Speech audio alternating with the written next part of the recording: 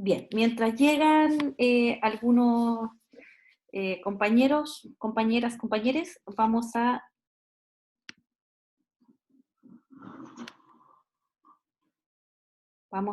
mostrar algo que me llegó por correo ayer.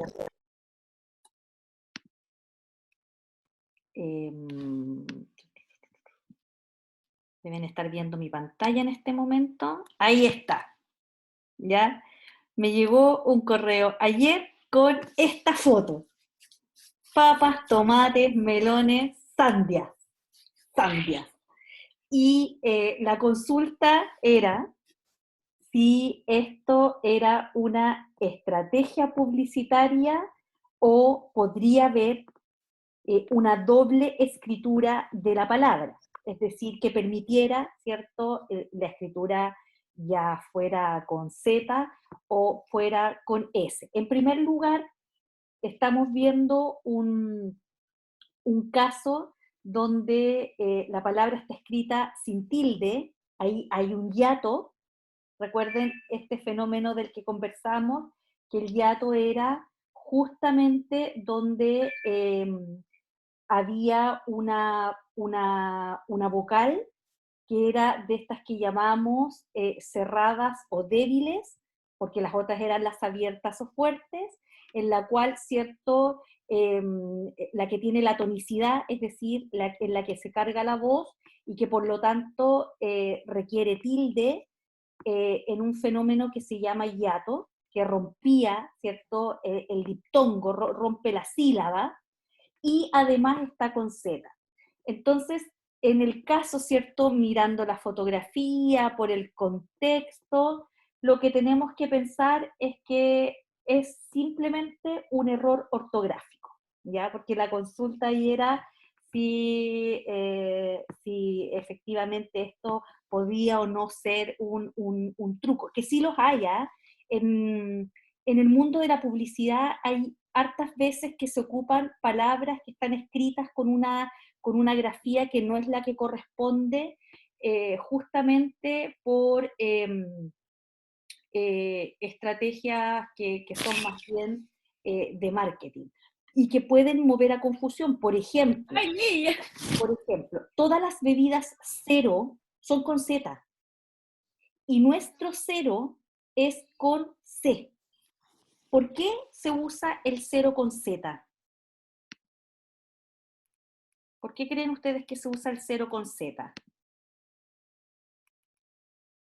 Bueno, todo esto, este era un ejemplo que venía aportado por la Jessica y que se lo agradezco mucho. ¿Por qué cero con Z? ¿Cero con Z no es un anglicismo, profe? Exactamente, cero con Z es un anglicismo.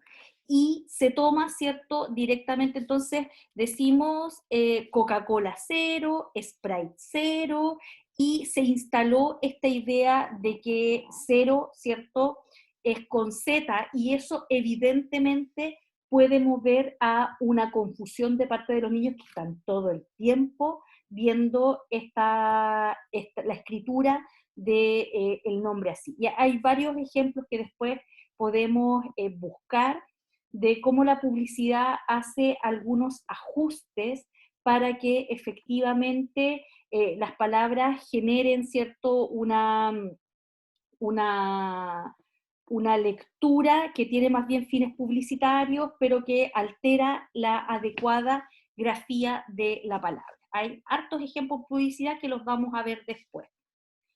Bien, hoy día vamos a tener una clase donde, tal como yo les señalé la semana pasada, vamos a revisar algunos elementos teóricos que van a ir siendo apoyados con algunas cápsulas de video. Entonces vuelvo a compartirles la pantalla para mostrarles acá el itinerario de la clase de hoy.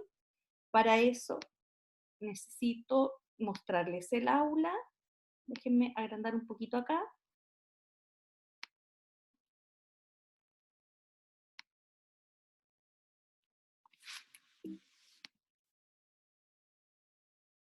Eso era lo que quería, ya.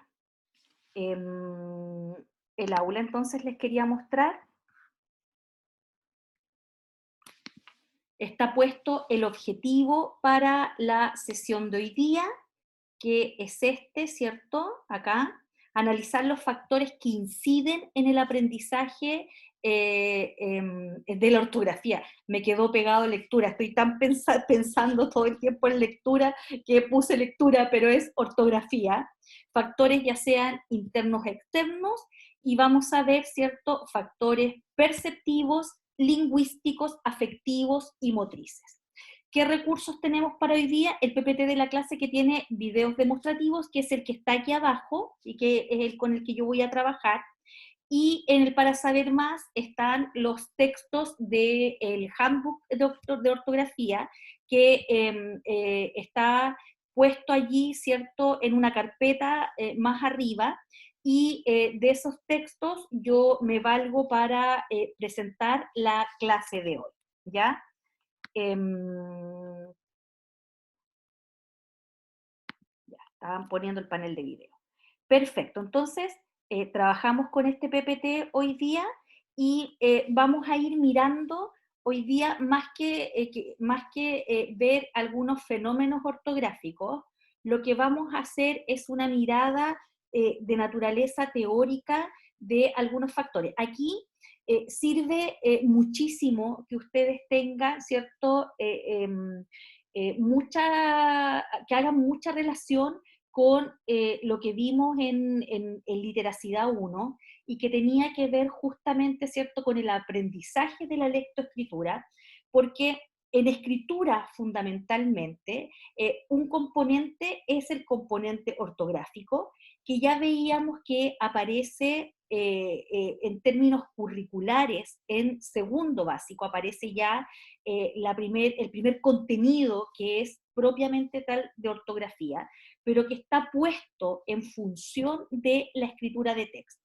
Entonces, vamos a ver varias cosas allí que les van a recordar mucho a ustedes la discusión que teníamos, por ejemplo, cuando ustedes estaban haciendo el diseño para la enseñanza de una letra, y particularmente a aquellos y aquellas que les tocaron algunas letras que son más complejas en tanto no hay una relación directa y unívoca, más bien dicho, unívoca entre el fonema y el grafema. Cuando yo digo que en algunos casos, ¿cierto?, existe una relación unívoca entre el fonema y el grafema, estoy diciendo que la A, por ejemplo, es un sonido que se representa de una forma específica. Pero cuando yo hago un sonido como el mismo de sandía, ¿cierto? Allí hay un sonido que es el S, que tiene dos representaciones gráficas, la Z, la S y la C, cuando está frente a la E o la I, que suena con este sonido, ¿cierto?, que a oídos de un niño o una niña suena exactamente igual que la S y la Z, más aún sabiendo que en nuestro país no hacemos la pronunciación de la Z como, por ejemplo, la hacen los españoles. Por tanto, zapallo, ¿cierto? Zapallo, el sonido inicial, podría eventualmente representarse de dos formas, con la Z o con la S. Y en el caso de circo, podría representarse con la Z, con la S o con la C también. Voy a mirar el chat. Claro, la G, la J, la X. Por lo tanto, y eso que dice Catalina, el tema que se diferencia mucho en lo que es la modulación. Miren, fíjense que, y estoy mirando el otro comentario, Catalina, es con el sonido de la B y la B. Entonces, cuando yo estaba en el colegio, en básica, así en esos años, me recuerdo muy bien que la profesora hacía dictado, ¿ya?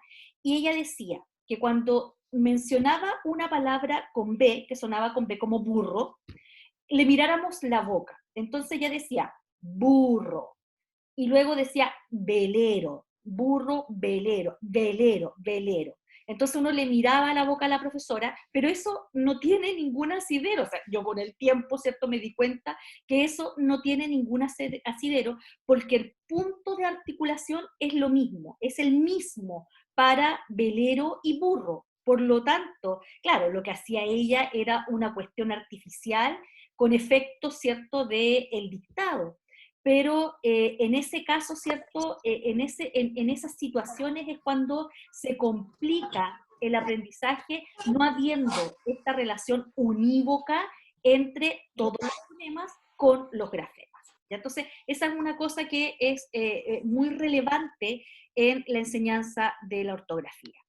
Entonces ahora voy a mostrarles algunas cosas que están, algunas ideas que están en este PPT y que fundamentalmente hay cosas que ya discutimos la semana anterior y que es que efectivamente la, la escritura en el marco curricular está justamente puesta en este dominio amplio de la lengua, donde están también las convenciones gramaticales, y allí está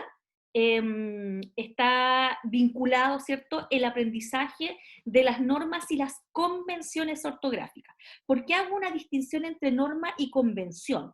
Porque efectivamente, en algunos casos sí podemos explicar el fenómeno ortográfico a partir de una serie de reglas. Por ejemplo, la que yo les acabo de mencionar, que es, o la que vimos la semana pasada, que es que el uso del acento ortográfico, que es el tilde, ¿cierto? El acento ortográfico, responde a un conjunto de reglas. ¿Cuáles eran estas? Las que ya vimos, ¿cierto? Hay un tránsito desde la identificación de una sílaba tónica respecto de una o más sílabas átonas y que efectivamente nosotros le ponemos tilde si esa palabra, ¿cierto? O su sílaba tónica cumple algunos requisitos. Veíamos que, por ejemplo, si la sílaba tónica estaba en posición última y terminaba en NSO vocal, le poníamos tilde. Eso es, ¿cierto?, una norma.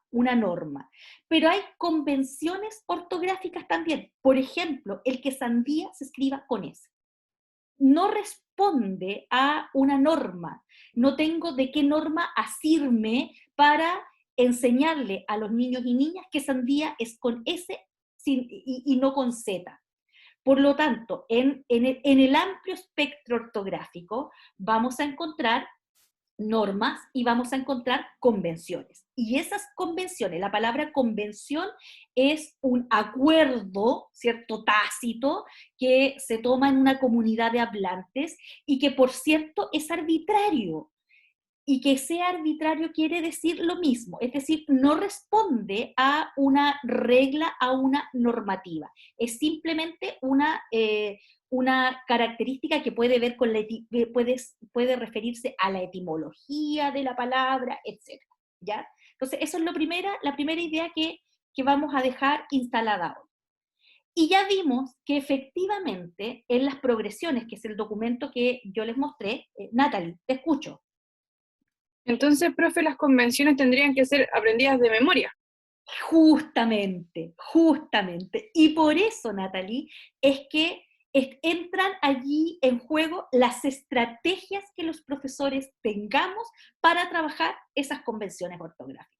Y ahí es donde, por ejemplo, entran en juego los factores perceptivos, es decir, la capacidad que nosotros tengamos de conducir a los niños a una observación de un determinado conjunto de palabras que viéndolos, escribiéndolos, se aprenden, ¿cierto?, en esos términos, es efectivo. Entonces, justamente, la propuesta de Casani va en esa línea. Hagamos dictado, sí, pero fíjate que el dictado puede ser una actividad descontextualizada, donde hay una lista de palabras al azar, o el dictado puede ser una oportunidad de trabajar colaborativamente, una oportunidad de vincularlo con la lectura y los 8, 9 o 10 estilos de dictado que él sugiere que los profesores hagamos. Y ahí les voy a mostrar varios ejemplos.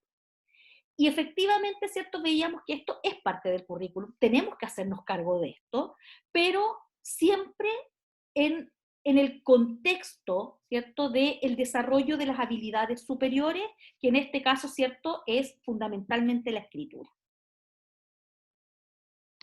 Ya. Aquí hay un conjunto de preguntas, que son las preguntas de inicio que está en uno de los textos, ¿cierto?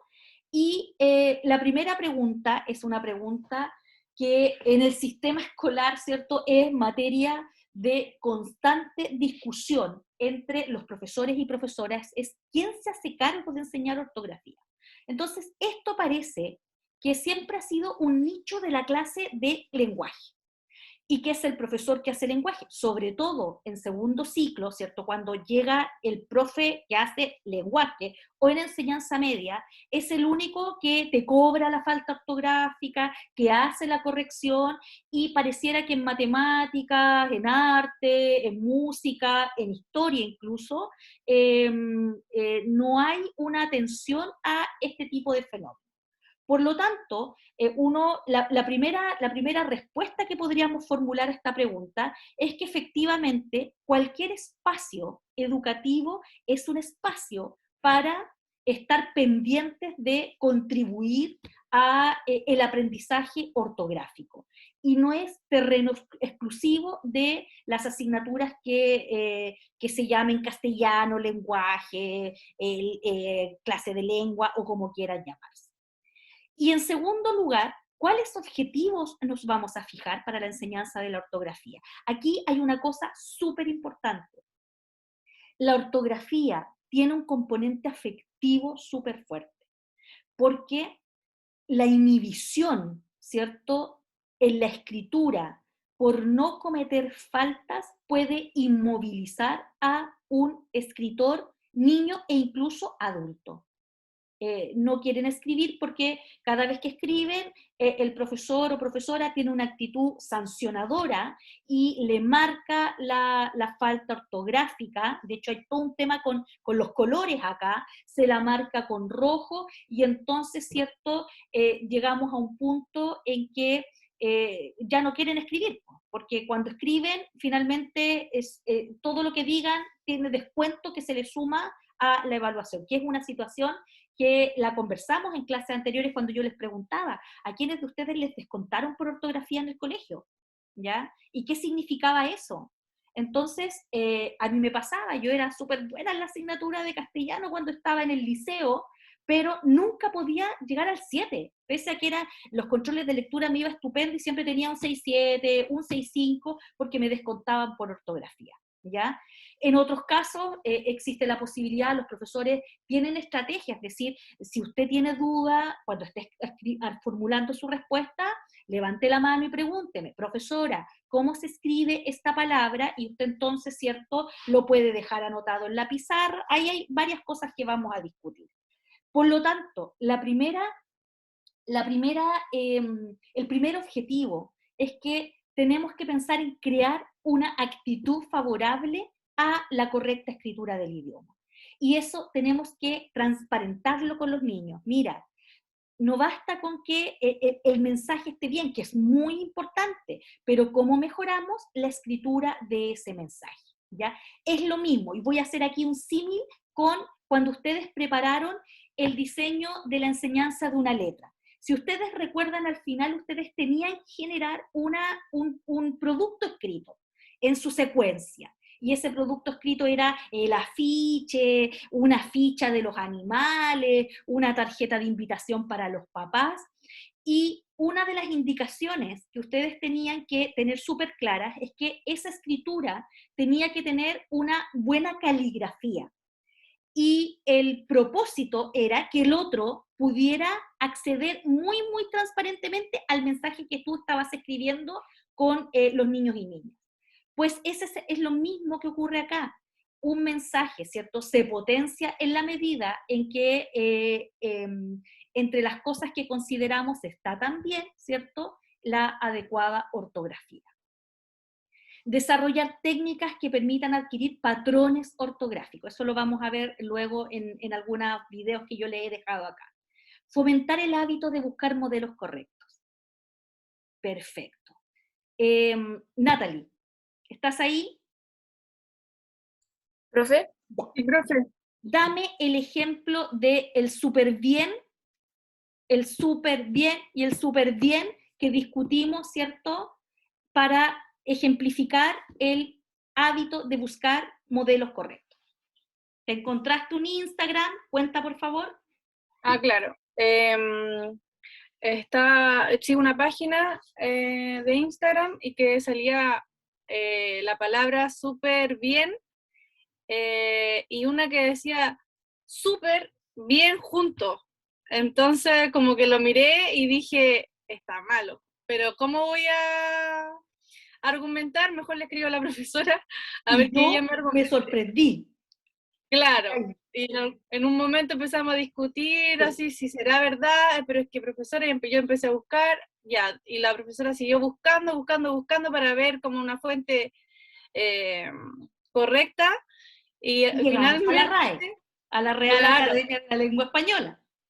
claro, y súper bien, se puede escribir, se debe Todo escribir juntos, sí. todo junto, y visualmente es así Es como, en shock, es en shock. sí, De hecho, sí, yo les voy a poner aquí en el chat, ¿cierto? De ahí les voy a poner en el chat. Entonces, me manda un pantallazo, Natalie, que dice, me encontré esto, que dice súper bien escrito todo junto, y entonces con tilde, ¿cierto? Porque bien es un monosílabo que no lleva tilde cuando se escribe solo, es un adverbio de modo, y súper es también un adverbio de modo, ¿ya? Por lo tanto, decía que la palabra se escribe toda junta y con tilde. Yo le dije, no, eso no es así. Y empezamos a buscar, y efectivamente, súper bien, debe escribirse todo junto, ¿ya? Y en ese caso, ¿cierto? Había una explicación, hay una explicación que cuando veamos vocabulario la vamos a ver, que es la composición de palabras. Entonces, uno puede encontrar varias formas de composición de una palabra, y entre ellas está, por ejemplo, una palabra compuesta por un verbo y un sustantivo, como quitasol. Pero también hay palabras que están compuestas por dos adverbios, y en ese caso, ¿cierto? Se escriben todas juntas. ¿Ya? Y el súper bien entonces, que parecía tan, es como una disonancia cognitiva, ¿cierto? Respondía a esta norma.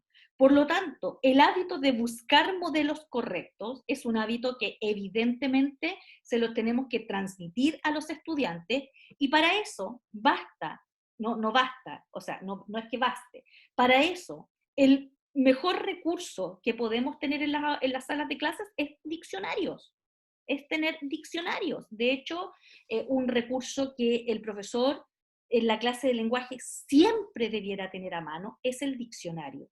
Y el diccionario, que lo vamos a trabajar en la unidad de vocabulario, se enseña a usar. Se enseña a usar. Yo creo que les mostré en una clase que no es que el niño recorra las 300 páginas que puede tener un diccionario buscando la palabra, sino que los diccionarios se organizan con una estructura que es la que te permite llegar rápidamente, ¿cierto?, a la palabra y hacer la comprobación gramatical. Y diccionarios hay tantos como, no sé, editoriales hay, y hay algunos que son específicamente creados para su uso en el aula. Estoy mirando el chat. Ya. Claro, Daniela, como supermercado, ¿ya? A mí me causaba confusión el encima, y cuando hay personas que he visto que escriben más encima, ya, sí. Sí, o sea, hay palabras que efectivamente nos mueven a confusión. Y en ese caso, la alternativa, cuando estamos pensando en que hay convenciones, ¿ya? Que no remiten a una regla, la alternativa que tenemos es justamente buscar los modelos de escritura de las palabras. No queda otra, no queda otra, ¿ya? La palabra en serio y en serio, porque ahí lo que hay, ¿cierto?, es una preposición que se junta con una palabra que dependiendo, ¿cierto? Cuando yo digo en serio, ¿cierto? Ahí vamos a ver esos casos, vayan dejándomelos en el chat porque los vamos a revisar después cuando volvamos a el tema de las reglas. Superhéroe se escribe todo junto, en la misma lógica de súper bien. ¿Ya? De hecho, cuando yo hice mi búsqueda y fui a la RAE, ¿cierto? Que la RAE es el organismo que reúne, ¿cierto?, toda esta normativa y conjunto de reglas respecto de los usos del español, aparecía junto con el ejemplo del súper bien, el superhéroe, ¿ya? Escrito todo junto y siempre con tilde, porque es una palabra esdrújula, porque tiene, ¿cierto?, una O y una E, que en términos concretos son vocales abiertas que se separan, por lo tanto queda en posición antepenúltima el E con tónico, y entonces se tilda, porque todas las esdrújulas se tildaban, ¿ya? Entonces, aquí, fomentar el hábito de buscar modelos correctos. No basta con que yo, profesora, profesor, esté todo el tiempo diciéndole a los niños cómo se escriben las palabras. Tengo que generar la capacidad de que ellos sean también capaces de tener esta reflexión metalingüística. Es decir, mira, vamos a mirar qué pasa con esta palabra, busquémosla en el diccionario, veámoslas en distintos usos, etc. ¿Cuándo comenzar? Fíjense en este detalle tan importante. Desde que se adquiere el lenguaje oral y luego el paso a la lectura y la escritura. Esto lo vimos en literacidad. Vimos que efectivamente nosotros hacíamos un tránsito de la lectura y la escritura, y en el caso, ¿cierto?, de las condiciones, edad mental 7 años, cuando los niños tienen 7 años de edad mental, ¿cierto?, debieran tener, en términos promedio, esto es promedio, un vocabulario activo de alrededor de unas 5.000 palabras, lo que es una condición promedio. 5.000 palabras, vocabulario activo. Luego vamos a ver en la unidad de vocabulario que uno puede distinguir en al menos 3 tipos de vocabulario: el vocabulario activo, el vocabulario pasivo y el vocabulario potencial. El vocabulario activo son todas aquellas palabras que usamos recurrentemente en la vida diaria. Piensen ustedes que al segundo año de vida, cuando los niños están todavía en lo que se denomina etapa prelingüística, un niño puede pasar rápidamente de las primeras 50 palabras, se denomina la etapa de las 50 primeras palabras, en la etapa lingüística propiamente tal, a una incorporación diaria de 10 palabras. Las primeras palabras siempre son cosas cotidianas: el tete, la papa, tuto, mamá, papá, como denomine, ¿cierto?, a los otros miembros de su familia, los nombres de sus juguetes, pero después de esa explosión de las primeras 50 palabras, hay un crecimiento sostenido, constante y permanente de nuevo vocabulario. Y en términos concretos, efectivamente, 5.000 parece una cifra astronómica, pero no tiene que ver, ¿cierto?, con la cifra en sí misma, sino que con esta capacidad creciente que tienen los niños y las personas en general de ir incorporando nuevo vocabulario. Y hay, según esta distinción, un vocabulario que le denominamos pasivo también, que son aquellas palabras que, sabiéndolas, escuchándolas y sabiendo su significado, probablemente nunca las usamos, pero que están allí, ¿cierto?, en este almacén de palabras, el lexicón. Y un vocabulario potencial, que son aquellas palabras que eventualmente podemos llegar a aprender, ¿cierto?, en el marco de, no sé, de una asignatura, cuando los niños están en ciencia y están permanentemente, ¿cierto?, incorporando palabras que son palabras muy específicas disciplinares. Es como cuando usted aprendió la palabra meiosis y mitosis. ¿En qué contexto podría haber aprendido meiosis y mitosis si no era en el contexto de ciencias naturales? O cuando usted aprendió la palabra mórula, ¿saben lo que es una mórula? No, ¿Cuándo se usaba el concepto de mórula? ¿Alguien se acuerda?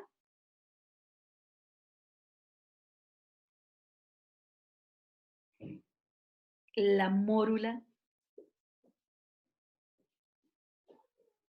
en ciencia. En ciencia, en ciencia. ¿Pero a qué le llamábamos mórula?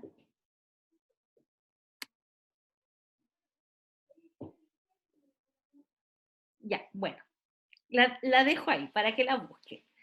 Yo les podría decir en este momento, ¿alguien me puede decir lo que era la mitosis?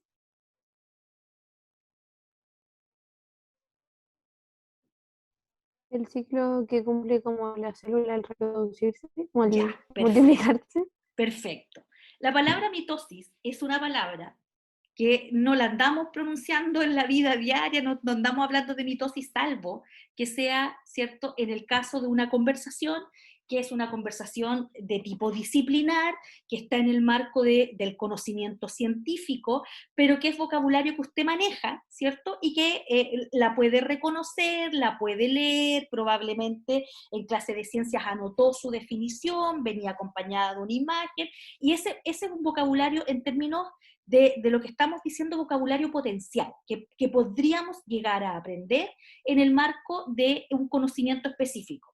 Es como, por ejemplo, los niños de segundo básico conocen la palabra patrimonio porque está en la unidad de historia el tema del patrimonio, ¿ya? Y aprenden lo que es el patrimonio cultural, el patrimonio natural, ¿cierto? Porque tienen toda una unidad que habla de patrimonio. Y patrimonio es una palabra compleja, que probablemente si los niños no fueran a la escuela, no la aprenderían, porque aparece en ese contexto.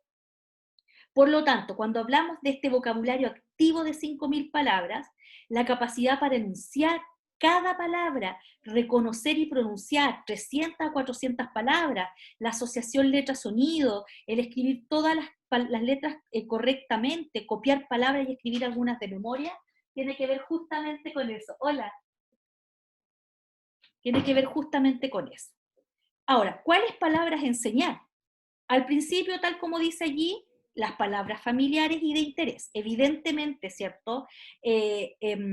Hay un contexto que rodea al niño o la niña desde lo que yo te decía, ¿cierto? Desde cuando está cumpliendo el año y medio, los 2 años, que son palabras de su entorno cotidiano y que van todos los días, ¿cierto?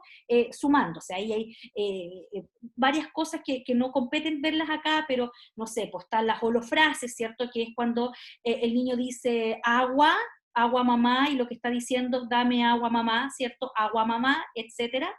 Eh, Cosas que pertenecen a su entorno cotidiano y además otras fuentes para la incorporación de estas palabras, el lenguaje oral usado espontáneamente, los textos de uso frecuente para el desarrollo de la lectoescritura. Entonces, cuando decimos, ¿cierto? Vamos a leer un cuento, la palabra cuento, ¿cierto? Que es un concepto que refiere a un género, se incorpora rápidamente en el vocabulario de los niños, mucho antes incluso de que lleguen al colegio. Y aquí está lo que yo señalaba, vocabulario técnico de las asignaturas, la palabra patrimonio, ¿ya? La palabra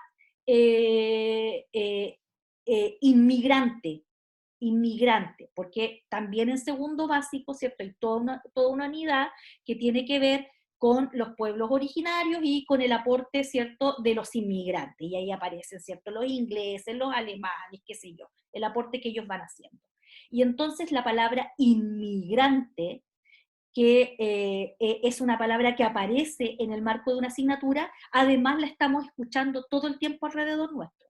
La estamos escuchando en los medios de comunicación, la estamos escuchando en las discusiones de los adultos, etc. Voy a mirar el chat. Cuando era pequeña me tocó escuchar la palabra cultura. Uf, porque además cultura, Danay, es un sustantivo abstracto.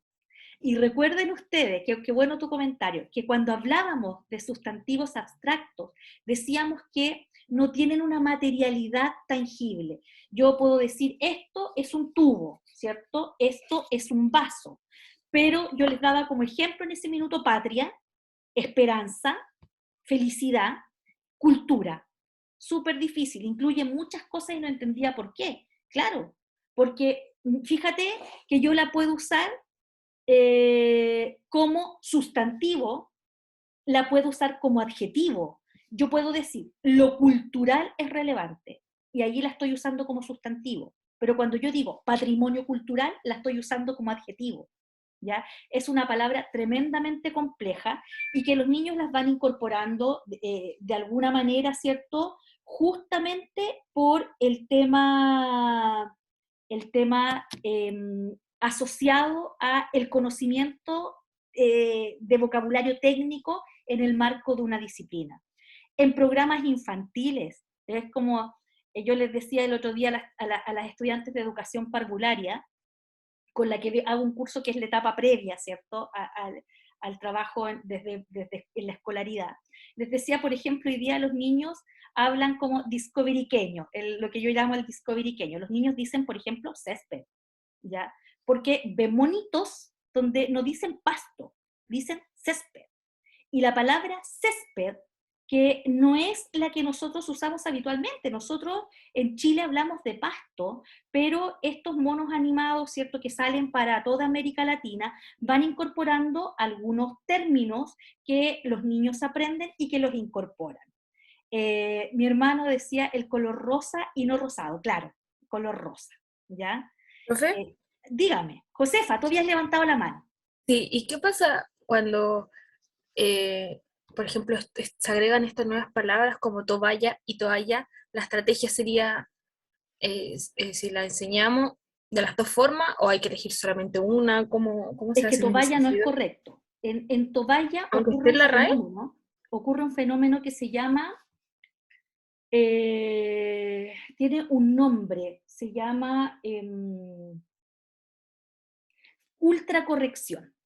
Ultracorrección, ¿ya? Es un fenómeno de ultracorrección. La gente tiende a tratar de autocorregirse y le mete una letra que no corresponde. Pasa, por ejemplo, con la gente que dice es tijera, en vez de tijera, ¿cierto? Tijera.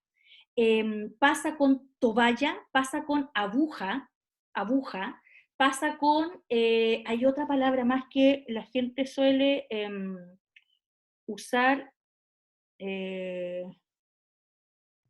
¿cuál es la Regla, otra? ¿Ah? regla, yo siempre escucho regla.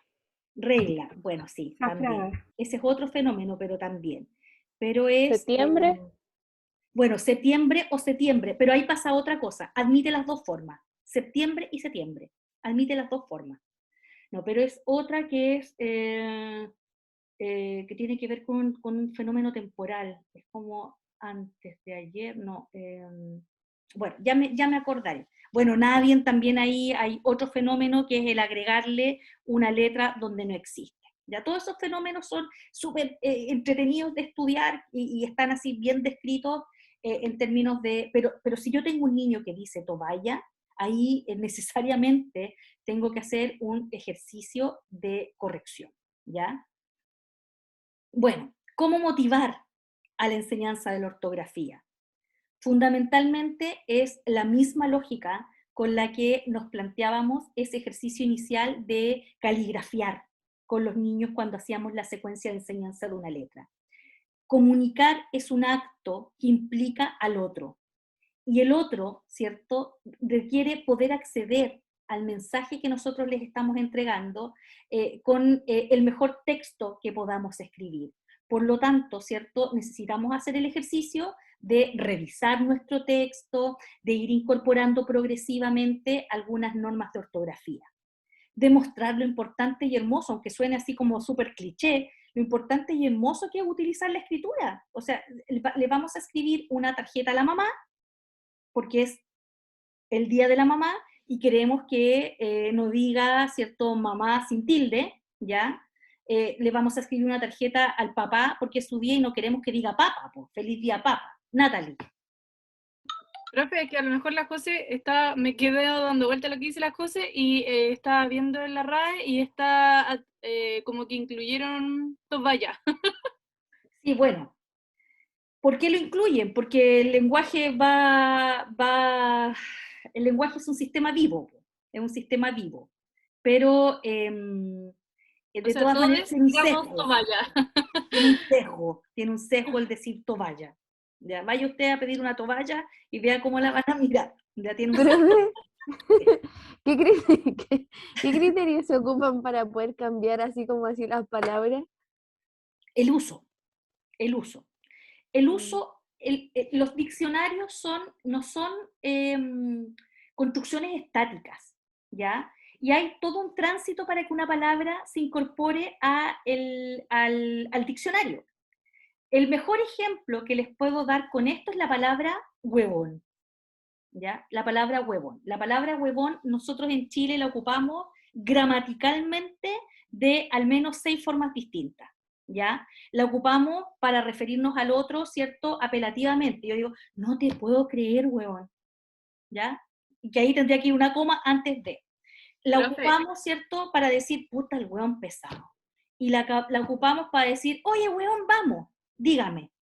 pero yo no sé qué persona fue a agregar huevón. ¿Quién dice huevón, profesora? Ya, nadie dice huevón, dicen huevón.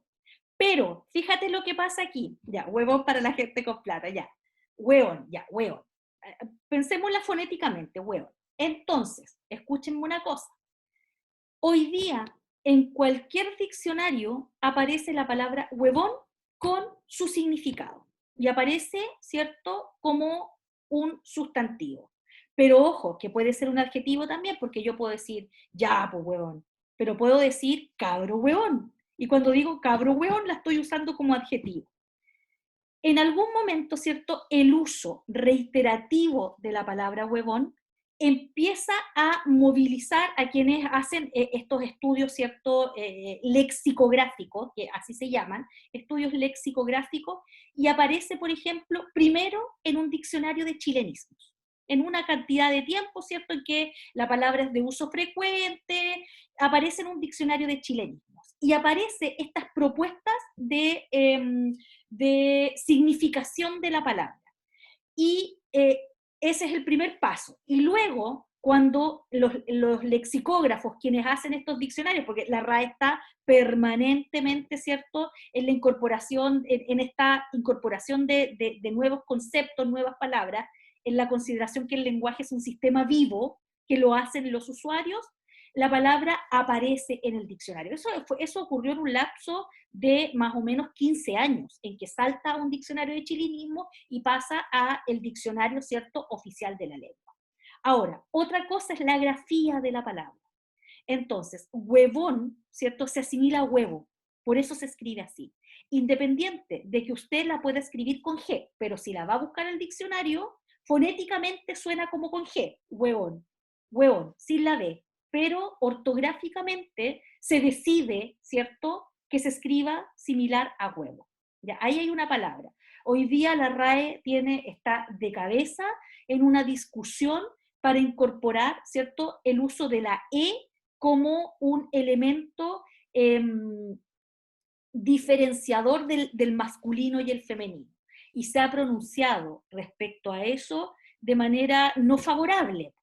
Ha dicho que no es necesario, que es un uso inadecuado, no pertinente decir compañeres, por ejemplo. ¿Por qué? Porque ya hay una palabra en masculino y una en femenino, compañeras y compañeros. Entonces, tiene ahí una pugna con el uso. Y debiéramos ver a lo mejor en 10 años más si efectivamente la admite, ¿cierto? Se admiten estas palabras como una nueva forma de género. Entonces, el tema de los diccionarios también es súper interesante. ¿Ya? Profe, Dígame. profe, yo creo que igual debiese haber una discusión entre profesores porque siempre ya escriban no máximo de 60 palabras en la respuesta. Pero cuando yo quiero, por ejemplo, personalmente escribir, yo escribo compañeras y compañeros, alumnos y alumnas. Y así me el doble de palabras. Claro, porque somos muchas para como incluir al género. Sí.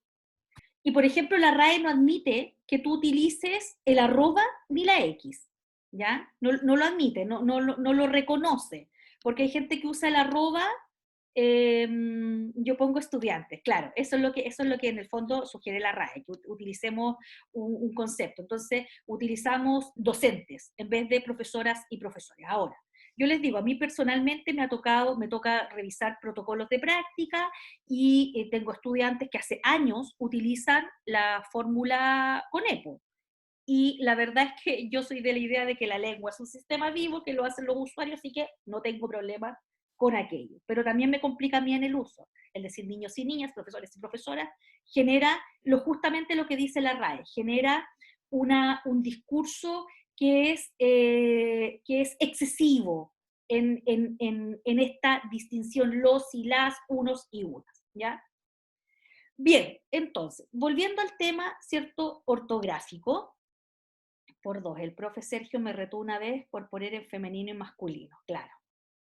¿Ven? Son perspectivas, ¿ah? Son perspectivas. A mí la perspectiva de género la veo con buenos ojos y el compañero no me afecta porque tampoco es un error ortográfico, es un tema de uso, ¿ya? Bueno, vamos a mirar entonces que en el aprendizaje de la ortografía, fíjense ustedes que intervienen estos factores. Factores perceptivos que tienen que ver, ¿cierto?, con también la maduración del ojo de los niños, ¿ya? Factores lingüísticos, factores afectivos y factores motrices también. Vamos a mirar el primero. Cuando hablamos de factores perceptivos, hay un proceso de percepción fuertemente asociado al aprendizaje ortográfico. En el extremo de los factores perceptivos están los niños con dislexia, que tienen muchísimas dificultades para el aprendizaje ortográfico. Están los niños que se les diagnostica, ¿cierto? No por parte de los profesores, sino que por nuestros colegas, amigos, amigas, los educadores diferenciales, se les diagnostica disortografía, que es, ¿cierto?, un trastorno específicamente asociado a el manejo de estas reglas y convenciones ortográficas. La dislexia y la disortografía requieren mucho, mucho apoyo. De hecho, yo hoy día en la mañana, cuando estaba mirando esta clase, encontré algunas cosas, de hecho hay una cita por ahí que le incorporé esta mañana, de recursos para trabajar ortografía, y la mayor parte de los recursos más valiosos están pensados para los niños con dislexia, que es un trastorno de naturaleza permanente, ¿cierto? Es una necesidad educativa especial permanente, no es transitoria. Eso quiere decir que acompaña al individuo durante toda su vida, no es que tú con un tratamiento recuperes, ¿cierto?, esa capacidad, no, es un proceso permanente que requiere mucho apoyo y que sin duda, ¿cierto?, altera la capacidad de las personas de enfrentar actividades académicas, estudiar, qué sé yo. Por lo tanto, hay un factor perceptivo que es súper fuerte y que necesitamos tener estrategias para que los niños puedan aguzar su percepción de ciertos fenómenos ortográficos. Entre ellos, cuestiones que parecen súper naturales, pero que pasan a los ojos de un niño. Por ejemplo, el punto en la I. La I es con punto. Es con punto. Y el punto en la I, ¿cierto?, es parte de un fenómeno ortográfico que a veces los profesores ignoramos. Por ejemplo, el palito de la T. ¿Ya? Entonces, el palito de la T, a veces hay niños que no ponen el palito de la T, y efectivamente eso altera el escrito. La virgulilla de la ñ, eso se llama virgulilla, ese sombrerito que tiene la ñ, es la virgulilla, que además, ¿cierto?, es un drama para los que tenemos apellido con ñ, porque mi apellido es Avendaño y la ñ no existe en ningún sistema computacional. Entonces mi apellido sale sin la virgulilla en la mayoría de los papeles, así los documentos, etc. ¿Por qué? Porque la escritura, y aquí donde vamos a la primera reflexión para ustedes como profesores, la escritura se basa en estímulos visuales y auditivos. Ustedes ya saben, los niños y niñas tienen que hacer un ejercicio súper potente de conversión desde el fonema al grafema. Eso ustedes ya lo saben, vimos los factores asociados a ese proceso, y ese proceso es el que permite fijar los patrones correctos. No basta con que le hayamos enseñado esta conversión, sino que tenemos que estarlo reforzando durante todo el primero básico, buena parte del segundo básico y así en adelante. Y en este sentido, esa percepción, ¿cierto?, permite discriminar estímulos e interpretarlos según factores tales como el color. Y aquí viene este uso que han hecho desde siempre los docentes y las docentes de educación básica de hacer que los niños marquen, por ejemplo, la mayúscula con color. Tiene sentido. Tiene sentido. ¿Por qué? Porque aumenta la capacidad perceptiva de nuestros niños. Ahora, el color, fíjense ustedes, que favorece la fijación de imagen visual, porque buena parte de la ortografía tiene que ver con la imagen visual. Con la imagen visual me refiero a el que los niños puedan evocar la palabra escrita. Y ahí es donde, al fenómeno perceptivo, Natalie, cuando decíamos súper bien, ¿cierto? Había una disonancia entre el estímulo que estábamos percibiendo y la imagen visual que teníamos. Ahí se provocaba la disonancia. Entonces, el color favorece la fijación de imágenes visuales. Si estamos viendo la G, por ejemplo, cuando nos aparece la G, la ponemos con color. Es importante destacar las dificultades al ejercitarla. Utilizar colores aparte del rojo.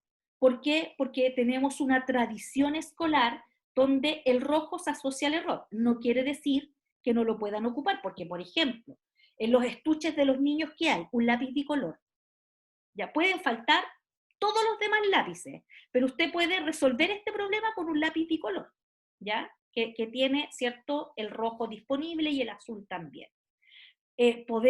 Cada uno de ustedes puede tener su propio sistema, es decir, no sé, toda la G la vamos a marcar con verde, o sea, ojalá no ocupar una enorme variedad de colores que más generen una dificultad para los niños que una ayuda, pero el rojo no es el único color.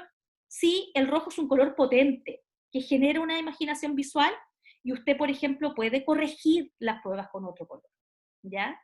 Puede corregir. Entonces, lo que yo hacía, yo nunca les he corregido a ustedes una prueba en papel, pero cuando yo hago correcciones en papel, antaño, ¿cierto?, en las clases presenciales, nunca corregía con rojo, siempre corregía con verde. Ya, además, verde era el color con el que escribía Neruda. ¿Ya? Un dato al pasar. Corregía con otro color. Me encantan los lápices, siempre tenía, y el rojo, ¿por qué? Porque está asociado ahí al error, pero usted lo puede usar también. Natalie. Profe, que sabe, el otro día se me abrió un mundo, porque en neurociencia estamos viendo como hartos conceptos como técnicos. Entonces a mí me gustó harto y dije, ya, ¿cómo me aprendo estos conceptos? Empecé a buscar, y dije, ya voy a buscar dibujos para pintar. No sé por qué a mí me gusta pintar. Y de repente descubrí la psicología del color. Y la psicología del color habla que, claro, uno puede aprender más porque es como otro insumo que entra a la mente para poder recordar de otra forma las cosas. Entonces lo encontré tan maravilloso. Es un factor perceptivo súper potente. Yo les recomiendo, o sea, el uso de los colores tiene ese efecto, esa potencia, ¿ya? Y ahí ustedes podrán inventar su propio sistema de usos de colores, ¿cierto?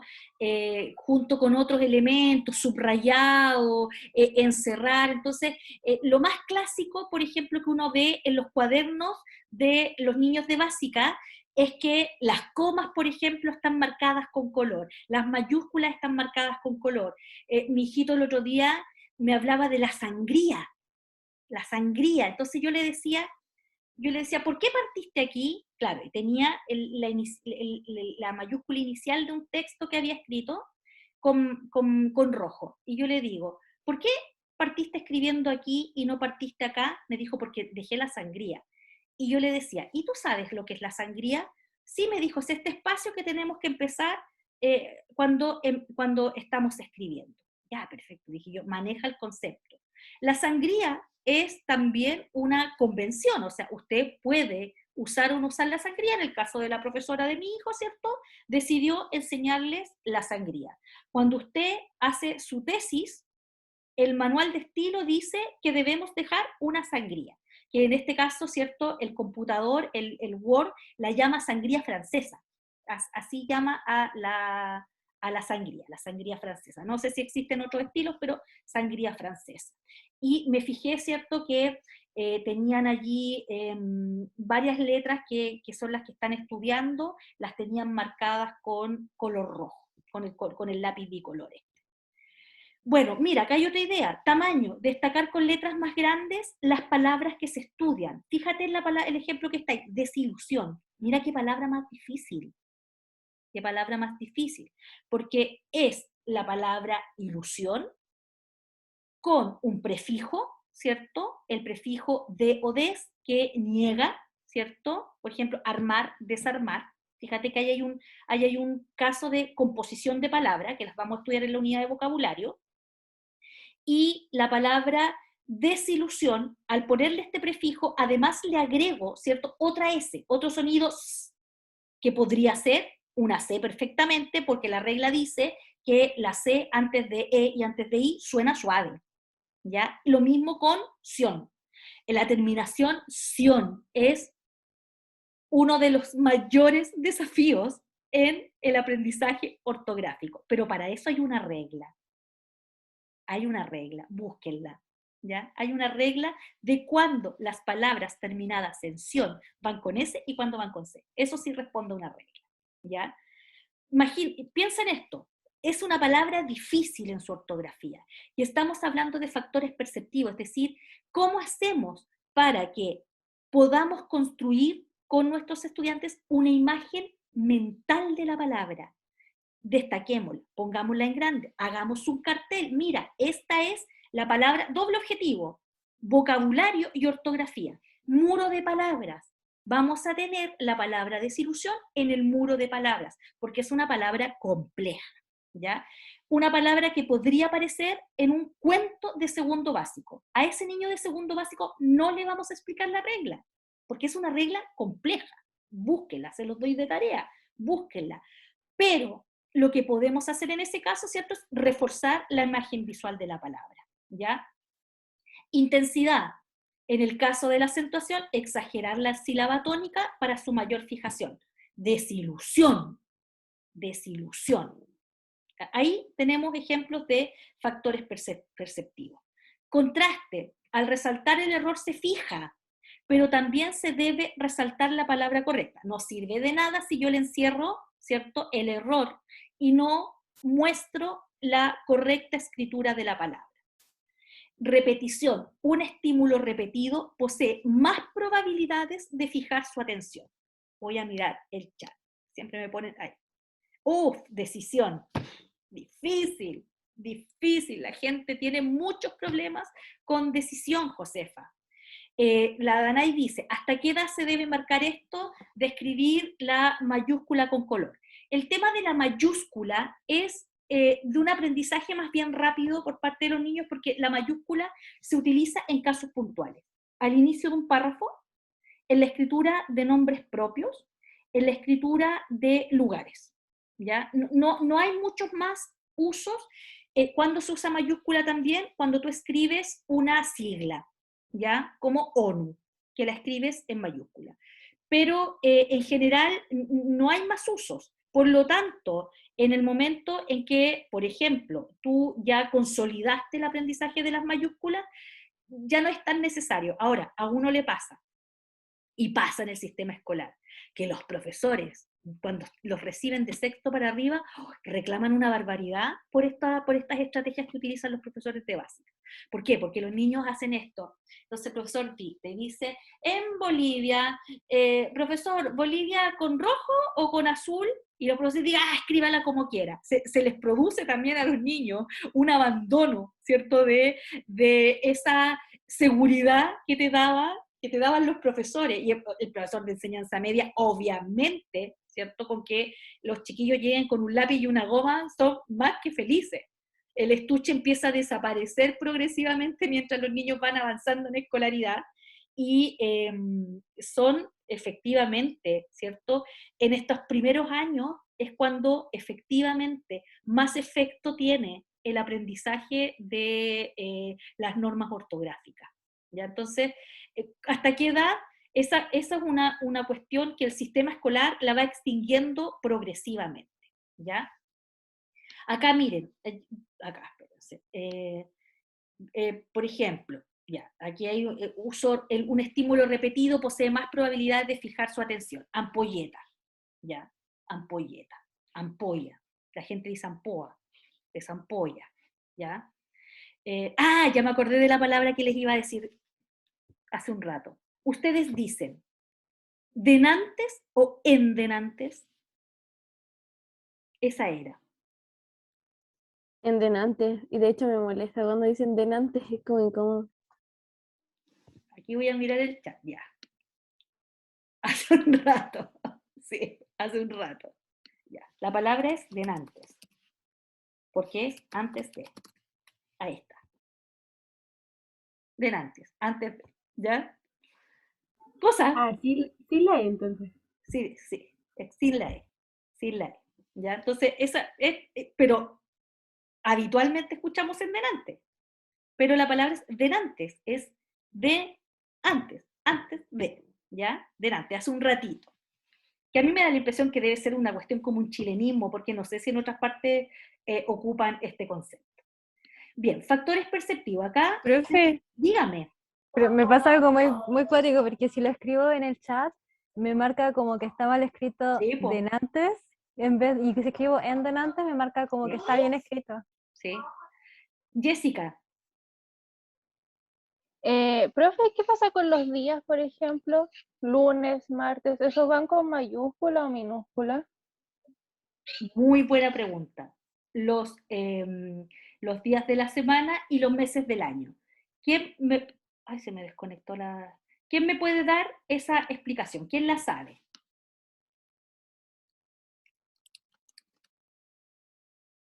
¿Alguien sabe? ¿Se han enfrentado con esa pregunta alguna vez? Es que yo tengo la disyuntiva, profe, porque, por ejemplo, el Word siempre me los corrige. Porque los pongo en mayúscula, me los corrige en minúscula. Pero cuando estaba estudiando inglés, eran todos en mayúscula. Sí. Todos los Bueno, días de la semana en mayúscula y los meses también. Entonces fue como, ¿qué hago? sí, Yo me había son todos acostumbrado con con la minúscula. mayúscula. Son todos con minúscula. Los días de la semana, los meses del año y las estaciones se escriben con minúscula. ¿Ya? Son nombres genéricos, no nombres propios. Por eso se escriben con minúscula. Ya, ¿en qué estaba? Dos participantes ya. Háganme preguntas nomás, ¿ah? Voy a volver a compartir, que tenía unos videos que justo como que conecté un video, ya, vamos a ver de qué se trata este primer video, a ver. Ya, a ver, ¿qué es esto? Juego didáctico, dice. Ya, aquí les puse algunos ejemplos de actividades que refuerzan, por ejemplo, el factor perceptivo. Miren esto. Hola a todos, bienvenidos de nuevo a mi canal. Hoy os traigo un juego para trabajar vocabulario y ortografía, especialmente dedicado para niños de primero y segundo de primaria. Como podéis ver, necesitamos muy pocas cosas. Una caja pequeña, un rotulador o un lapicero y papelitos de colores. La caja tiene que ser pequeña para que la puedan manejar los niños. Podéis utilizar la que más os guste. La mía es de un teléfono móvil. La decoráis con ellos, yo la he envuelto con papel de regalo y la he plastificado para que me dure más. Le ponemos unas letritas y listo. En la parte superior tenemos que hacer un orificio como si fuese una hucha. En este caso mi caja se abre como un cajón. ¿Veis? Pero si la tenéis con una tapita superior no pasa nada porque nos sirve igual.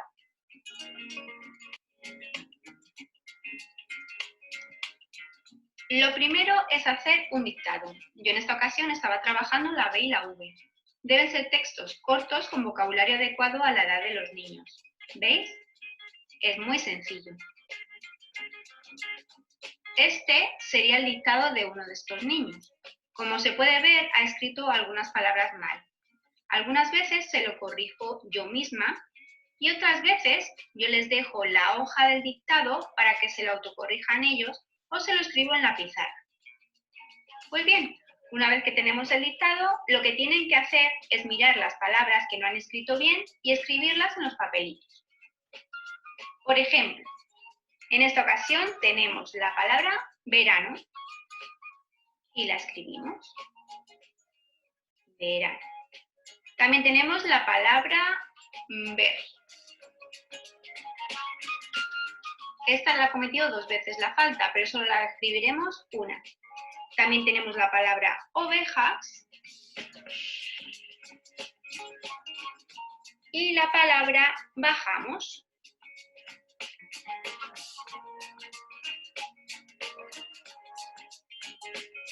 Pues ya tenemos las palabras. ¿Ahora qué vamos a hacer? Bien, vamos a quitar esto de aquí y vamos a guardar los papelitos en la caja. Doblamos y lo echamos. También podemos decirle al niño cada vez que vamos doblando, vaya leyendo las palabras. Por ejemplo, en esta ocasión, ver. Doblamos y lo echamos. Ovejas y bajamos. Ya tenemos todas y lo tiene que mover el niño y le vamos a pedir que saque 2 palabras. Una y 2. Vamos a ver qué palabra nos ha tocado. Ovejas y verano. Pues bien, ahora el niño debe decir una frase con estas 2 palabras. Por ejemplo, el pasado verano vi muchas ovejas. Es muy sencillo. Primero lo tendrán que decir en voz alta y después lo escribirán en un papel. Si ustedes se fijan, en ese video, lo único que hay es una fijación visual. No hay regla. No hay una regla allí, ¿cierto? Que en este caso, ¿cierto? Es por convención, pero no existe una regla que podamos trabajar con los niños, por lo tanto, el juego de la cajita lo que hace es fundamentalmente trabajar con el tema de la percepción visual. Natalie, no sé si quieres hacer una pregunta, porque no sé si tu mano se quedó arriba o quieres decir algo. Se me quedó arriba, profe, disculpe. Ah, ya. Perfecto. Ya entonces ahí tenemos un ejercicio que tiene que ver con fijación visual. Entonces, reconoce el error y hay una cosa súper relevante en ese video, que es que hay 2 estrategias. La estrategia de que sea, en este caso, la profesora la que corrige, o le entregamos a nuestros estudiantes la plantilla para que se autocorrija. Ya estaban las 2 posibilidades. Y vamos a mirar el segundo.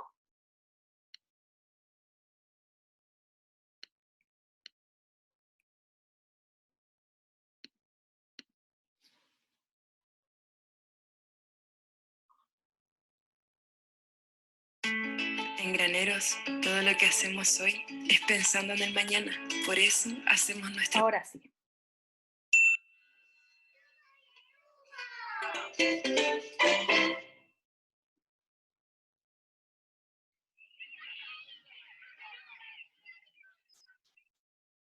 El auge de Internet y los teléfonos móviles, entre otros factores, ha provocado que los niños cometan cada vez más faltas de ortografía. Y lo que es más preocupante, que estén expuestos en su día a día a más errores ortográficos y acaben por normalizarlos. Si tu hijo comete muchas faltas de ortografía y quieres ayudarle a escribir correctamente las palabras que le resultan más difíciles, usa el truco de mi lista de palabras. Muy recomendable sobre todo para niños con buena memoria visual. Factor perceptivo nuevamente.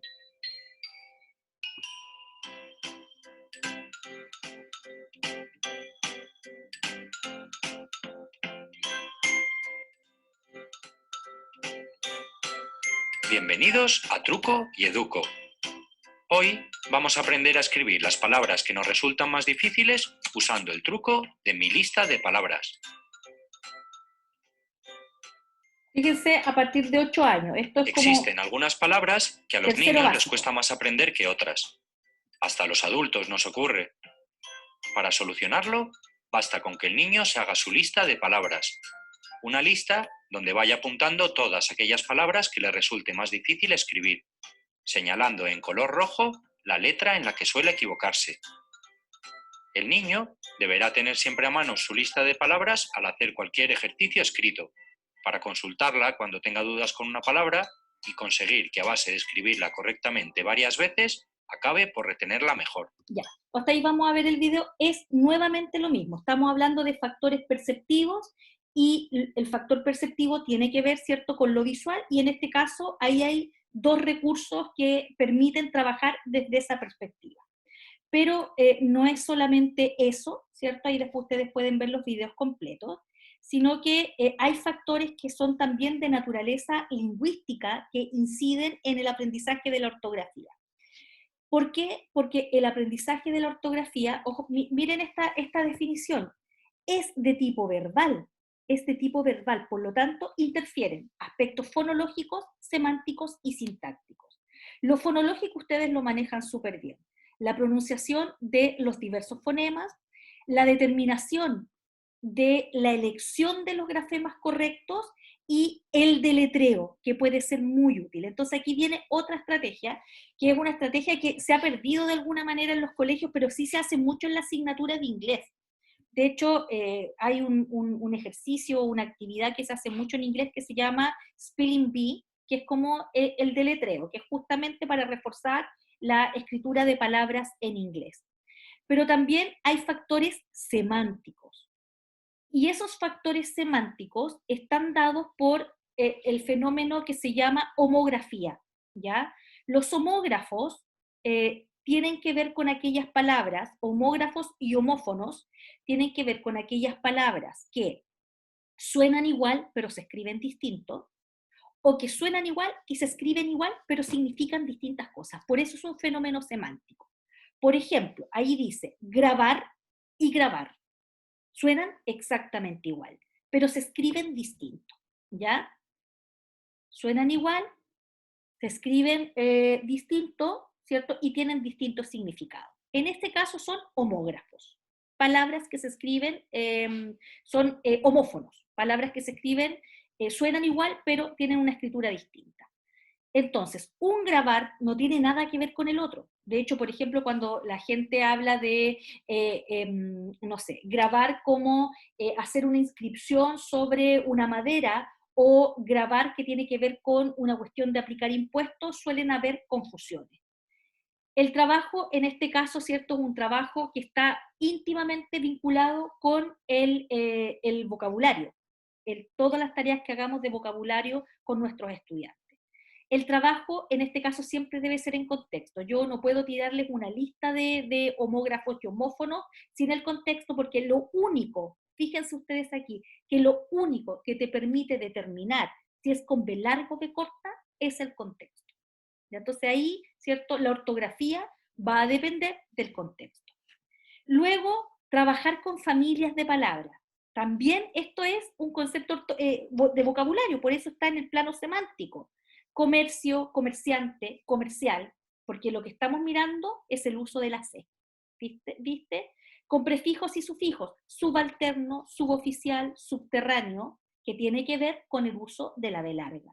Contentísimo, ocupadísimo, que son superlativos, y eso se llama cuando agregamos el ísimo o ísima, es un adjetivo en superlativo, que es el máximo grado en que se encuentra un estado. Por ejemplo, yo digo contentísima, es más que contenta, estoy contentísima.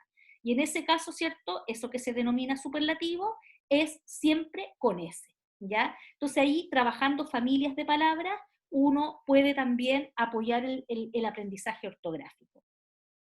Elementos sintácticos. Conocer la naturaleza morfológica de una palabra facilita su escritura. Lo vimos cuando hablábamos de los verbos. Todos los verbos terminados en aba son con B larga. Cantaba, saltaba, lloraba, jugaba. Y todos los verbos terminados en ivo son con B corta, ¿ya? Y en la ortografía puntual, la forma como se estructuran las oraciones puede determinar también el uso de la puntuación. Por lo tanto, en términos lingüísticos, hay factores fonológicos, factores semánticos y factores sintácticos que también contribuyen a un correcto uso, ¿cierto?, de la ortografía. Y acá yo les dejé 3 capsulitas, ¿cierto?, con ejemplos, Vamos a mirar el primero.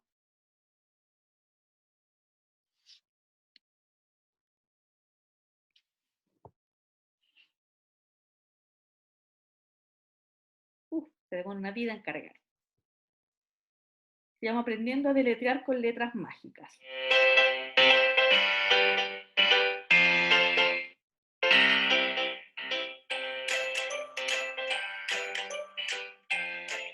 Español.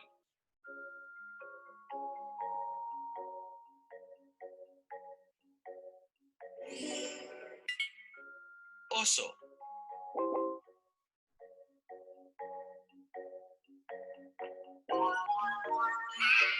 Es un ejercicio de deletreo. S-O. Oso. Mar. Tiene que poner la que le falta y hacer el deletreo. M-A-R. Ahora, tiene un Mar. problema, que no está puesto, ¿cierto?, como nosotros lo aprendimos. Está con la letra, el nombre de la letra. Pero fíjense ustedes que tiene apoyo visual. Eso es lo importante de este video, que tiene un apoyo visual.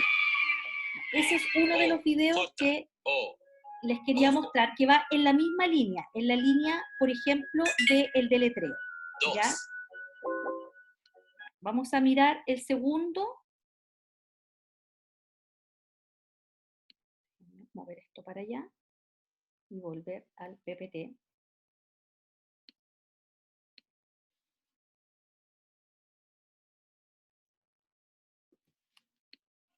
Estamos acá reunidos Ya. en la Esto final. es un concurso de deletreo.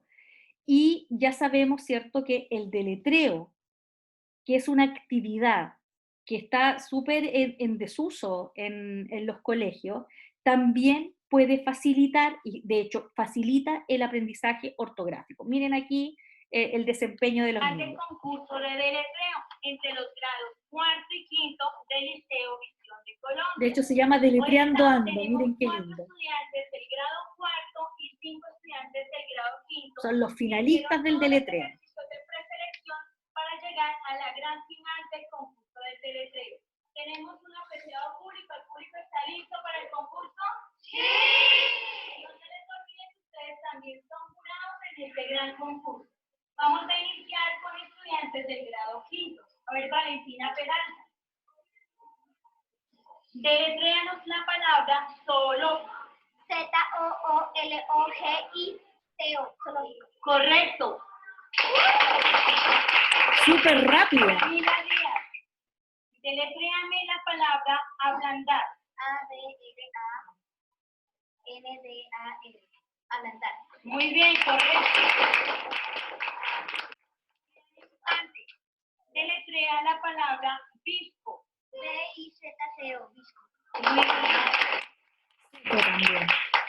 Camilo Celi, deletrea la palabra clarividente. Qué larga. L-A-R-I-V-I-D-E-N.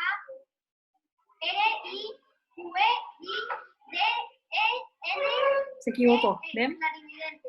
No, está bien. Clarividente. Deletrea la palabra cleptómano. C-L-E-P-T-O-M-A-N-O. Ya. Muy bien. Fíjense ustedes que ahí hay una actividad que refuerza lo fonológico. ¿Ya? Ahí hay un refuerzo de lo fonológico que tiene que, aquí no importa el significado de la palabra, no aparece el contexto, ahí está, ¿cierto?, solo puesto en lo fonológico. Y es una actividad que fíjense ustedes cómo ahí tienen a los niños que están compitiendo en este concurso de deletreo, pero también tienen ahí un público que está aplaudiendo el desempeño de estos que son como los finalistas. Y fíjense ustedes con la rapidez que deletrean, ¿ah? Súper rápido, súper buen ejercicio también para aprender la ortografía, ¿ya? Y hay un último en esta secuencia de videos.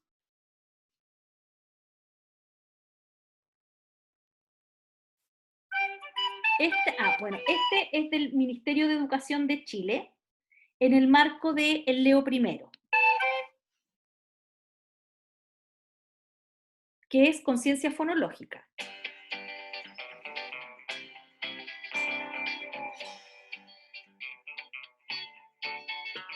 Fíjense ustedes cómo están los muros de palabras.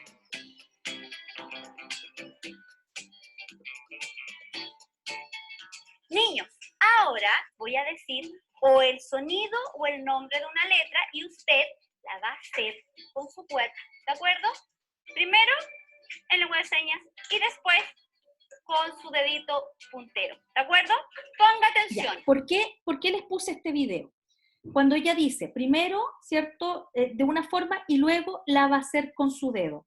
Porque ese mismo ejercicio que ustedes lo pensaron cuando estaban haciendo la construcción de la enseñanza de una letra y decían, vamos a modelar la letra, la cajita con sémola donde yo paso el dedito, o la plasticina, o la voy a coser en goma eva, todas esas actividades tan bonitas que ustedes diseñaron, de las que yo me acuerdo muy bien, porque hubo harto trabajo ahí, hacer una ruta y pasar un autito, también refuerza, ¿cierto?, esto que hemos venido hablando. En este caso, confluyen varias cosas, confluye lo fonológico, también confluye lo visomotor. Y hemos visto que todos esos elementos también están a la base, ¿cierto?, del aprendizaje ortográfico. Vamos a mirar un poquito cómo lo hacen aquí los niños. La primera letra que usted tiene que descubrir suena así. ¿Qué letra es? Muy bien. ¿Y cómo se hacía la L en lengua de señas? Muy bien. Fíjense que esta profesora ha incorporado la enseñanza, ha reforzado lo fonológico con la lengua de señas, que es gestual. ¿Ya? Fíjense ustedes ahí cómo hay una doble conceptualización, ¿cierto?, de la letra. Suena. ¿Qué letra es? Muy bien. ¿Y la S? ¿Cómo se hacía en lengua de señas? Y ahora la vamos a hacer grande con nuestro dedo puntero. Muy bien. Ahora usted se va a transformar en el atrapador de letras. Por lo tanto, vamos a ir al patio. Usted va a ir marcando en su hojita, por ejemplo, si encuentra algo con la letra A, usted va a marcar la letra A. ¿De acuerdo?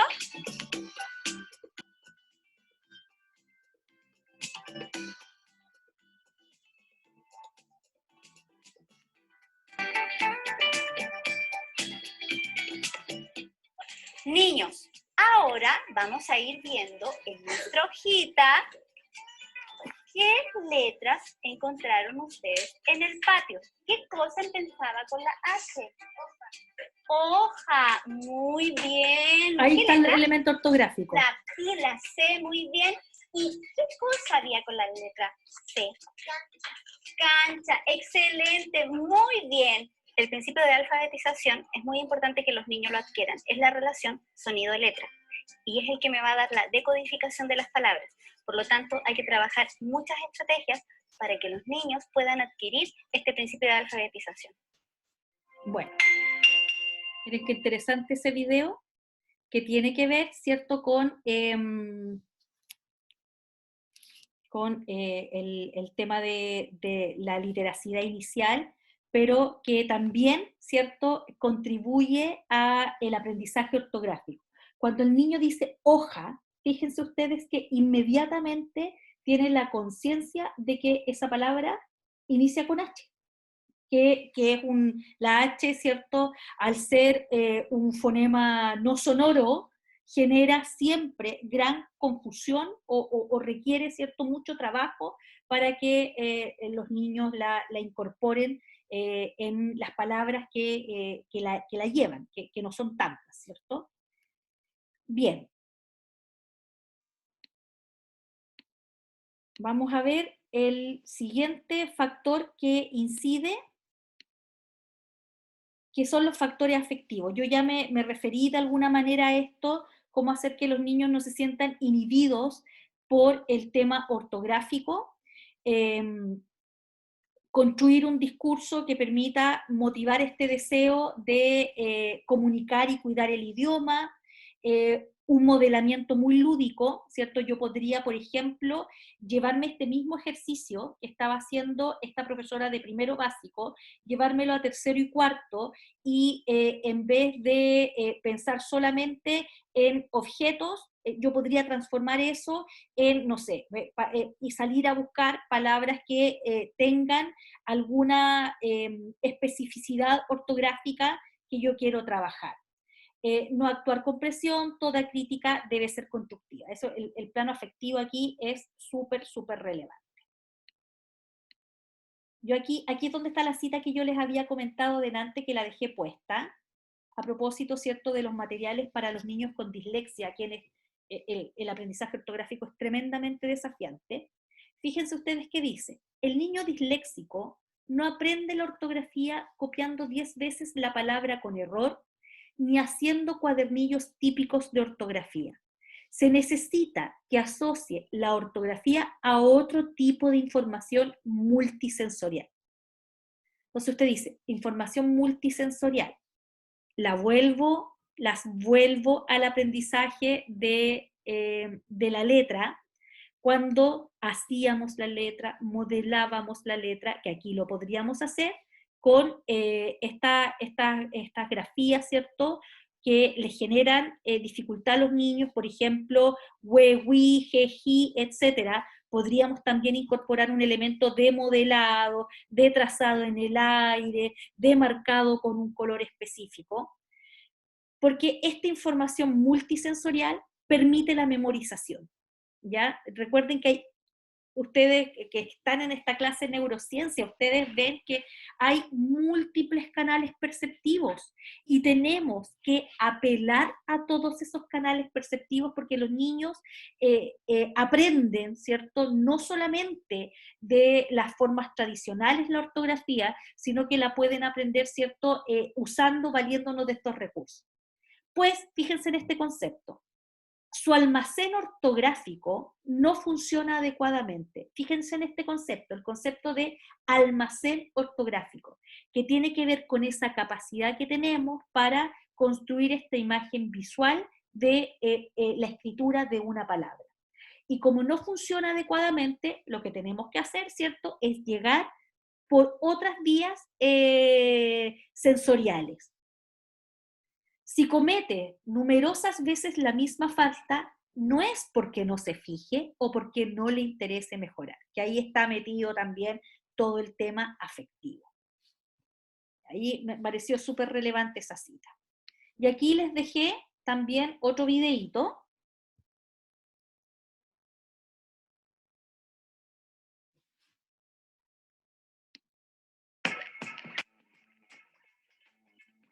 Hagamos un ejercicio. Cierra los ojos y ponle una imagen a los siguientes conceptos: justicia, ley. Miren, yo puse este video que no es necesariamente de un recurso para trabajar ortografía, pero este es un niño que está escribiendo. Y fíjense el trabajo metalingüístico que está haciendo este niño y trasládenlo a la enseñanza de la ortografía. Por eso dejé este video acá. Lo voy a agrandar incluso para que se vea a pantalla completa. La letra I. ¿Queda ahí? Luego. La letra.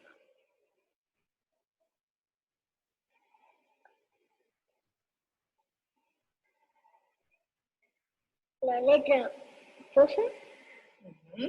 Con la letra rosa. Esto va hasta el final porque es la como mariposa. ¿Y cuál iba antes de eso? No digo que está. Bueno, pónselo.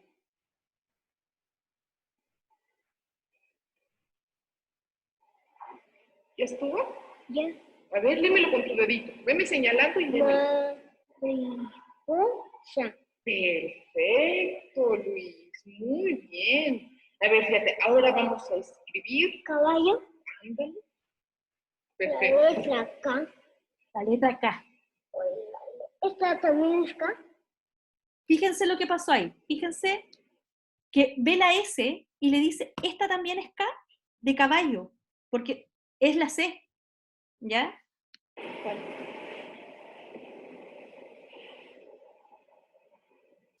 Luego, ¿cuál seguirá? Va, la letra va. La letra va. Va a poder escribir caballo.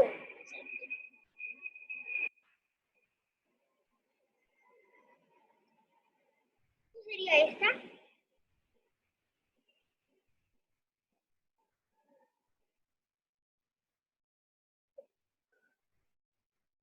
Y luego, Cava. Solo falta yo. La letra yo. Es esta. muy bien. A ver, léemelo otra vez con tu dedito. Caballo. Perfecto. ¿Quién me puede decir qué es lo que está pasando ahí? ¿Por qué la profesora le dice perfecto?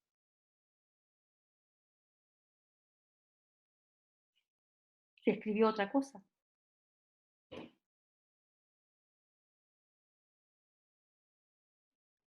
Para no desmotivarlo tal vez Claro. y que no se agobie, pues. Sí, debe haber allí, ¿cierto?, un problema profundo en el proceso de este niño, que no dan otra cosa que ganas de abrazarlo, porque fíjense todo el esfuerzo que él está haciendo y comete todos los errores posibles, todos los errores posibles. Primero, tiene un pobre desarrollo fonológico, porque dice la letra va, de caballo, nos falta solamente el yo. Fíjense ustedes que no logra aislar los fonemas, en primer lugar. No logra aislar los fonemas. Luego, ¿cierto?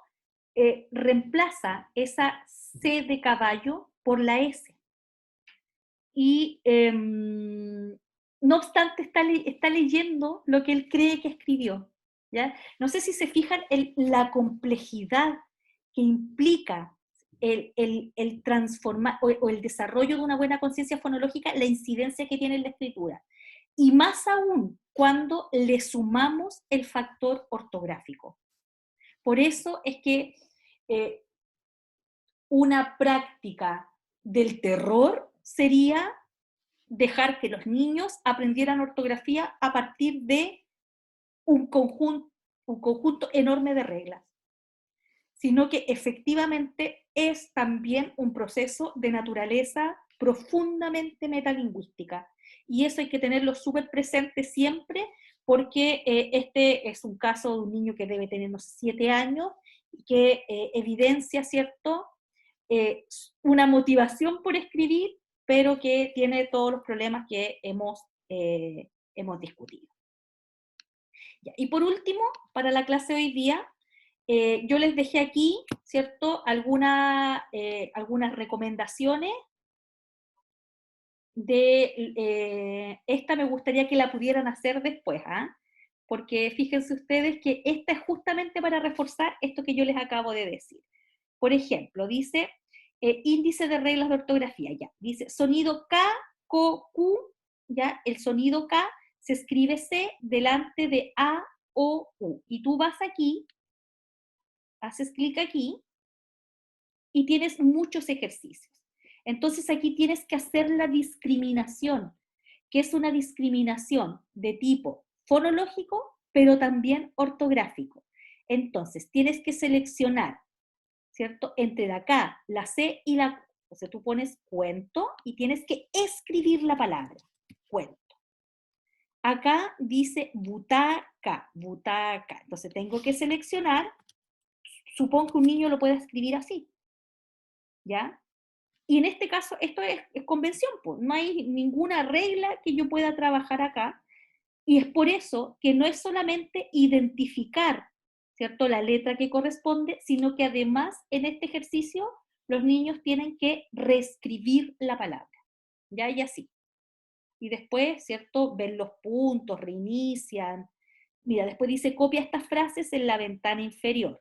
El sonido K se escribe con C delante de A y de O, pero no de U, ¿ya? Y ahí los niños reescriben.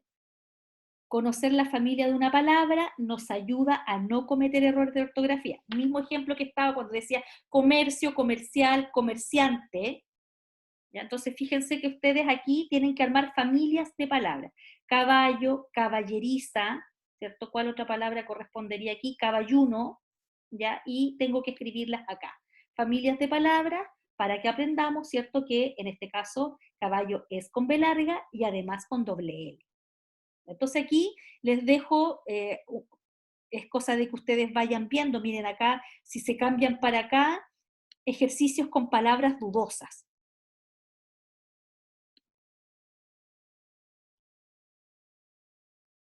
Y ahí, no sé, están las palabras dudosas.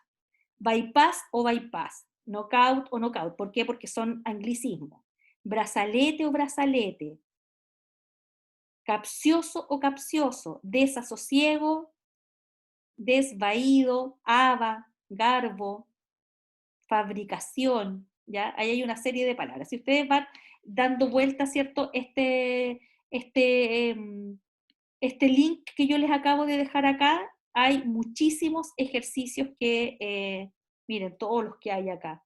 Uso de letras M y N, uso de letras, la R y del dígrafo doble R, ¿ya? Uso de la M antes de la P y antes de la B. Fíjense, miren, hay millones acá. Y dice, si es para primaria o si es para secundaria. Ahí, hay 500 ejercicios. Miren, hay controles también, dice acento, el 566. En este texto existen 10 errores ortográficos, corrígelos. Para descubrirlos tienes que leer con atención, enfatizar la sílaba tónica, revisar los acentos, escribir las tildes omitidas, así como eliminar aquellas que consideren mal escritas. Y por supuesto, tener en cuenta las reglas y excepciones sobre acentuación ortográfica. Ahora, esto no es para niños de básica, pero es una muestra de un ejercicio, porque además es un texto del Quijote de la Mancha, ¿cierto? Ya, ahí les quedan, ¿cierto? Algunos, en este PPT les quedan algunos. Y por último, y no menos importante, que ya lo hemos dicho, están los factores motrices. Cuando esa profesora hacía que, sabe que son 3 sílabas, ¿cómo que esas letras las convierte en sílabas? Sí, bueno, están comentando el video del niñito, sí. Él, habría que volver a ver el video para volver atrás con lo que le pasa a ese niño, pero a mí me pareció una muy buena evidencia de lo complejo que puede llegar a ser aprender normas ortográficas cuando los niños tienen todavía ese nivel de desarrollo fonológico en ciernes, digamos, en ciernes. Ya, y por último, yo les decía, pero no menos importante, los factores motrices que ya los vimos, esa profesora que hacía que los niños, ¿cierto?, hicieran la letra en el aire, todos esos elementos contribuyen. No encontré ningún video específico acerca de esto, pero de alguna manera está explicado y contenido en los otros videos. Sí les dejé aquí 2 cosas, y con esto termino por hoy, ¿ya? Porque después vamos a entrar como en fenómenos como la disortografía. Que es...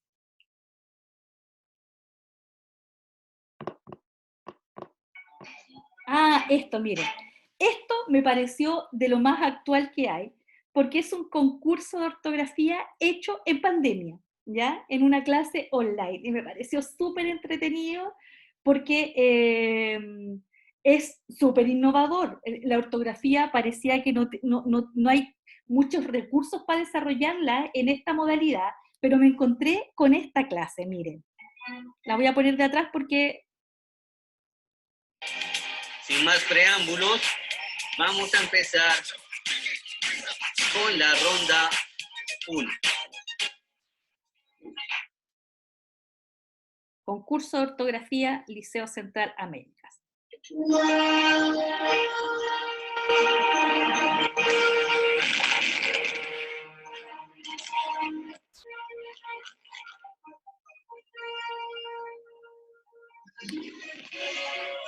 Hay toda una cosa así de ceremoniosa, ¿cierto? Antes de mostrar la palabra que buscaron en su cámara, que sea muy visible, para que puedan contar. Espero que les vaya bien y suerte. Muy bien. Como acaban de escuchar ustedes, van a tener que buscar una palabra y la cuenta regresiva es 1 minuto. A partir de esta Cada cuenta niño está con su regresiva, diccionario. ustedes van a tener 1 minuto para lograr lo que se está buscando. Y vamos a empezar con la primera palabra. Espero que tengan listos sus diccionarios. El juego comienza en 3, 2. La primera palabra es imprecisión. Imprecisión.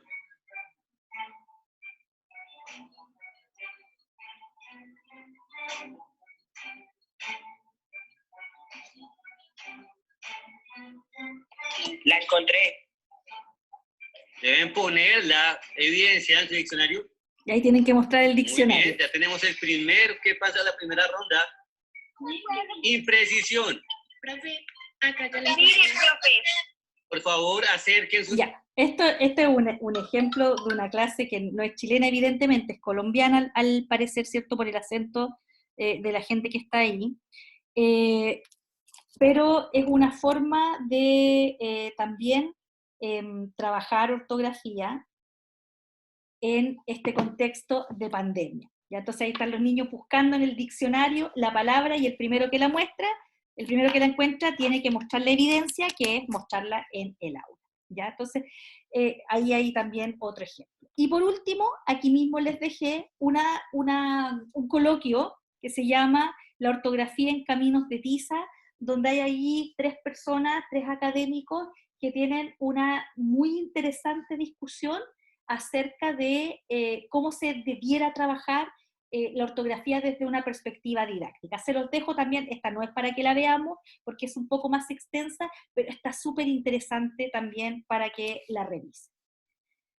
La próxima semana vamos a entrar con factores internos y factores ambientales que inciden en la enseñanza de la ortografía, y vamos a ver la incidencia de los medios de comunicación, y vamos a ver, ¿cierto?, algunas otras cosas que tienen que ver con la naturaleza propia de nuestro idioma, y que también pueden no contribuir a un aprendizaje ortográfico de naturaleza muy sencilla. Y vamos a ver métodos para la enseñanza de la ortografía, ¿ya? Bien.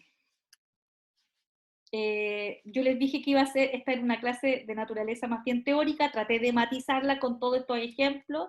Agradezco mucho el aporte de cada una de ustedes que da su ejemplo, y sigan buscando estos ejemplos. Hoy día nos trajimos el sandía o sandía, nos trajimos el súper bien, los días de la semana, que alguien preguntaba por ahí, estaciones del año, los meses, el superhéroe, el denante en denante, el toballo al toalla, ¿cierto? Todos, el huevón, que es un ejemplo clásico cuando uno mira, ¿cierto?, estos fenómenos lexicográficos, y esta idea de que el desarrollo léxico y el desarrollo ortográfico van así, pero absolutamente de la mano. No sé si alguien tiene alguna otra observación